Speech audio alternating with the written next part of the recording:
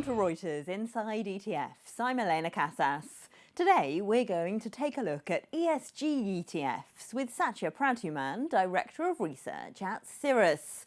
Well, ESG funds have attracted a lot of attention in recent years, but they remain largely unregulated, have seemingly arbitrary rules around their construction, and therefore can include companies with dubious environmental or employment credentials. At best, they've tracked the wider market. At worst, they've underperformed this year.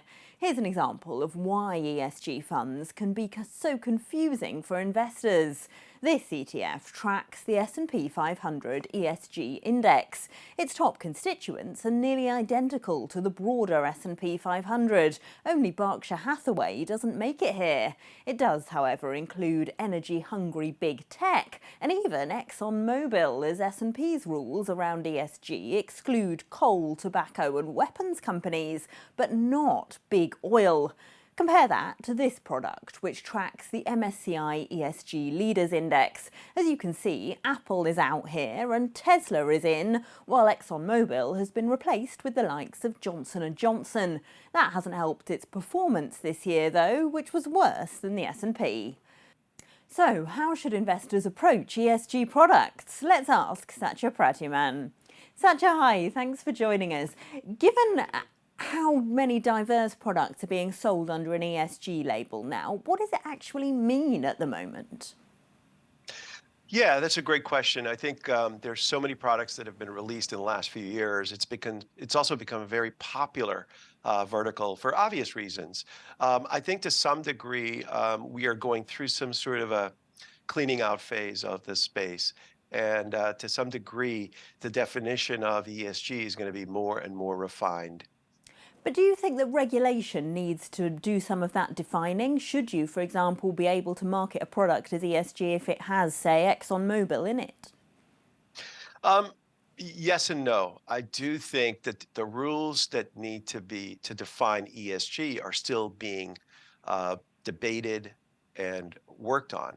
So to some degree, regulating the space where it's still evolving is going to be very difficult for the regulators. That said, I do think there has been this lurch to launch products in an area that's been very hot. And I do also see that the sort of developers of these products are going to come under more fire because it is a performance game as well.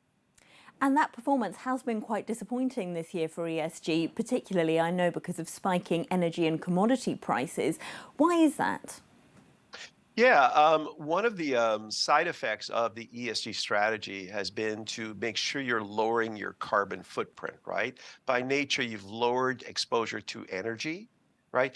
Energy is by far the best performing sector. In fact, up until maybe a month ago, it was the only sector that was up for the year in double digits, and most every other sector was down. Part one of that is energy. Part two, though, is the by design or accident of exposures to low carbon footprint forced the exposures into technology by chance. 2 years ago, 3 years ago, a really hot sector, the whole FANG related space.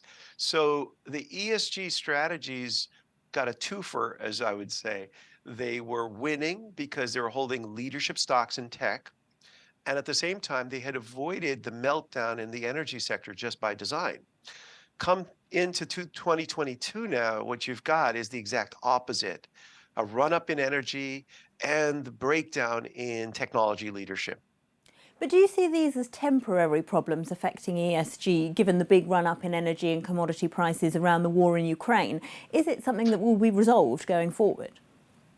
I do think it is cyclical. So, the idea to purchase an ESG fund, it is insurance in some ways. And I think it's a thoughtful way of thinking about insurance. The problem is the initial wave of investors into this product line it was a win-win. They were happy about their exposures. They were doing the right things. And at the same time, these funds were sharply outperforming. Along comes this window of a drought.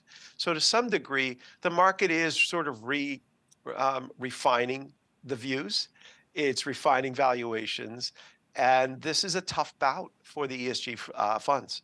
You pointed out in a research note that I found interesting that climate risk factors like changes in usable land and labour are going to be much more inflationary than the consensus suggests. So do you think, no matter how flawed this ESG strategy is, that it would be more of an investment risk not to try to do it at all?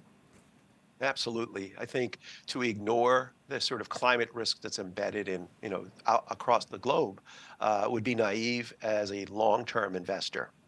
And as a result, we are going to have to smartly define the ESG product line to properly embed climate risk. And I think it's underway, and I think it's still very early stages. Well, thanks so much for that, Satya Pradhuman, Director of Research at Cirrus. Well, that's all for this edition of Inside ETFs. I'm Elena Casas, and this is Reuters.